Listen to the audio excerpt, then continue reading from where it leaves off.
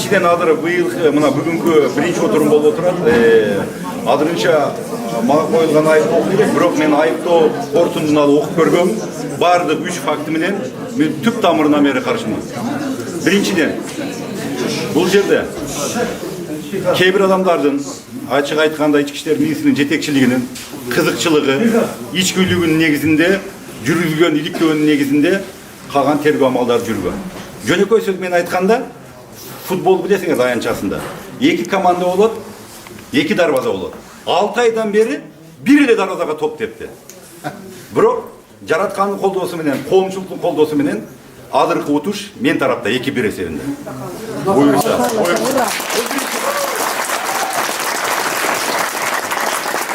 Койташ боюнча баштап, пакет боюнча баштап, эчтеке таппастан бардыгы. Азыр болбогон каяктагы бир эски чиновниктин атынан небе кылып алып, болбогон нерсе. Экинчи 2 сотрудник дейт. Бардыгы. Бул атайы эчтеке таппагандан, өздөрүнүн колунан эчтеке келбегенден ички иштер министрлигинин. Ошол прокуратуранын жардамы менен аскер болгон төргө бир тараптуу жүрүп туруп, аны мен кийин айтып берем. Бардыгы ушуну кылып туруп токулган, ойдон чыгарылган нерселер. Анын себеби эмне болду? Коомчулукту башка тарапка көңүлүн бурду, жетекчилерди дагы көңүлүн бурду. Бирок акыйкат келип чыгат, мен толук ишенем. Учурдан пайдаланып мен биринчи кезекте өзүмдүн атымдан, өзүмдүн семьямдын атынан бардым. Ушул биздин терең ыраазычылык билдирип кетем. Биринчиден бул ушул азыркы окуя башталгандан баштап азыркы күнгө чейин мени колдоп жаткан адамдарга, коомчулукка, биздин ички иштер министрлигинин катарындагы кызматкерлерге, чыныгы офицерлерге, жөнөкөй катарындагы баястерге, азыркы күнгө чейин бүгүнкү залда отургандарга дагы.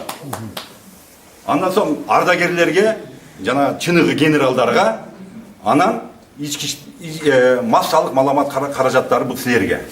Ошондуктан мен ойлойм, жакын арада ушул сотто ачык каралып туруп, мамлекет башчысынын дагы талабы ошондой болуп атат. Реформа жүрүп атат дейт. Мен буга ишенем, дагы эле ишенип турайын.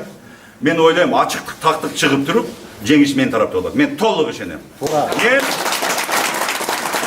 бул генерал Атановду камоо болгон болсо, мен азыр даярмын. Кеп башка жакта. Элибиздин башына караңгы түш түшкөндө, мен буну биринчи жасаган ишим эмес. Мен 1995-жылы Ош базарында бирөөнү тапанча менен атып, мейлеп турганда, жаш Асаны Курсан деген младший лейтенант болгон, кеңже лейтенант. Ошол убагында сүйлөшүү жолу менен алып чыкканмын. Бул биринчи учуру. Андан кийин Юнский коголаңында, Ош коголаңында. Андан кийин губернатор иштей албай, Баткенде турганда мен жетип барып, кыргыз менен тажик урушканда, ошол жерде туруп сүйлөшүү жолу менен бүтүргөм. Андан соң митингдерде чыкканда, Жаллабадда 10 миң деп турганда, күч колдон дегенде дагы бир күч колдонбой, алайда дагы адамдар топтолуп турганда бир күч колдонбой, сүйлөшүү жолу менен бүтүргөм. Андан соң Лелектеги Андырак окуясы, кыргыз тажик болгондо, ошол убактагы областтык жетекчи иштеке кылбай, ички иштер министринин орун басары Асановдон кийин барып, ошол жерде 15 күнүн ичинде сүйлөшүү жолу менен иретке келтиргем. Андан соң Алабукадагы өзбек менен кыргыз урушуп кеткенде дагы биздин ошол депутаттар отурат, мен менен кошо барган, жергиликтүү бийликтин губернатору дагы барган Жаллабадда. Сүйлөшүү жолу менен бүтүргөм. Мен эмне үчүн айттым? Өзүмдүн мактагандык эмес. Акыркы 7-8 болгон окуяларда мага Койташтагы 2019-жылы тапшырма моңдой коюлган. Атамбаевдин үйүнө баруу керек. Атамбаевди сурак алып келүү, мажбурлоо түрүндө. Мен 7 августта ошол өзү менен турган кызматкерлер менен мен сыймыктанам, катардагы сыймыктан. Бирок мен аларды өлүмгө салып барбадым.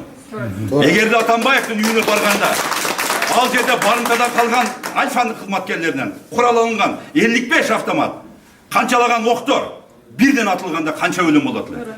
Бир кыйын барып, айткан сөзгө көнбөстөн барып адамдарды куулаганда Самат Курманкулов эмне болду? Ким жооп берет? Ички иштер министринин кашкара стаканы үчпү? Эч качан жооп бербейт. Же баш ошол команда берген адамбы? Жок. Пурсан Асадов андай жолго барбайт. Ошол күнү дагы сүйлөшүү жолу менен мен бүтүрөйүн деген барымта дагы. Бирок кээ бир адамдар менин сөзүмдү уккан жок. Ушул абалга алып келген. 8 август боюнча мен абалды тууру билип, ошол жерге баргандан кийин Атамбаевдин үйүнө киргенде мен жалгыз кирген эмес, менин ушол ПСН деп коет. Атайын жөнөкөй өздүк курам эң жакшы кызматын көргөздү. Ички иштер министринин кызматкерлери эң жакшы ишти жасады. Бардык киргендин арасында мен болуп, мен көрүп жетекчиликтин кылып аткан иштерине. Штурмду колдобостон мен кыргыз жергебизде тынчтык туруктуулук болсун, бейкүн адамдардын каны төгүлбөсүн. Анан эң немеси биздин жергебизде дайыма башка адамдар ушуну колдонуп кетпесин учурда деп туруп. Ошону ойлонуп, ошол учурдагы абалды көрүп, бардыгына ошол өзүмдүн башымдан өткөн тажрыйбаны эске алуу менен мен буйрукту жогору жактан күтпөстөн, же туура эмес буйрукту аткарбастан мен өзүм сүйлөшүүгө барып туруп, сүйлөшүүнүн негизинде Атамбаев өз ыктыяры менен колго түшүп берди. Аны бардыгын видео тасмадан көргөн. Ошондой эле 7 августта дагы бардыгы турат. Мелисанын кызыкчылыгын сатты деп бул жерден отурат кеп. Пурсан Асанов эч качан саткан эмес. Пурсан Асанов өлгүчө ушул жерде туруп кыргыз жергесинде бардык улуттун кызыкчылыгын колдойт. И ак кызматын мамлекетке кылат. Дагы айтып тур 2010-жылы Атамбаевдин тарапташтары болуп СДПКдан парламентке келген эди. Пурсан Асанов Атамбаевди көргөн эмес.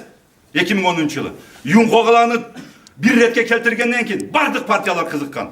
Келексине мен бардык партиянын лидерлери келип сүйлөп берет ошол учурда. Мен ушул жерде отурган мына турат Азамат ака, Кушбак Тезекбаев, Аматов Сейит акалар, Карасунун аксакалдары түндүк түштүк маселеси көп болуп кетти 2010-дон кийин. Билесиңер, Бакиев кеткенден кийин. Ушул иретке келтирүү үчүн сен ушул партияга барышың керек деп айтканда, мен өзүм агаларымды, апаларымды угуп туруп, анан СДПК партиясына баргам. Мен Бишкекке келип, форумга келип бир кадам ташаган эмесмин. Бул болгон окуя. А бул жерде күнөдө ошону да жазып жатат. Мен кызыкчылыгым ойлогон эмесмин. Бир дагы мен керт башымды дайыма сайып, 7-8 августта дагы эки тараптан тең өлүү болбосун деп, өздүк курамдын ичинде дагы Самат Курманкулга окшобосун деп туруп, мен ушул жолго баргам. Өзүмдү башымды сайып туруп. Мен ушул кылган бардык иш кыймыл аракети менен сыймыктанамын. Сөзсүз түрдө. Бир дагы мен пожалуй желет этпеймин. Эл үчүн дайыма кызматка мен даяр.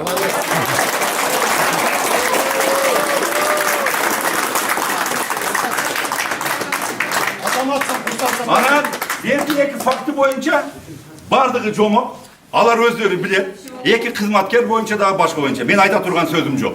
Сот неместе көргөзөт, бардыгы менде тиешелүү бар. Акыркы чындык чыга турган менде дагы бар. Мен жөн эле жүргөн эмесмин. Келет, адамдар өзү көргөзмө берет деген ойдомун. Рахмат.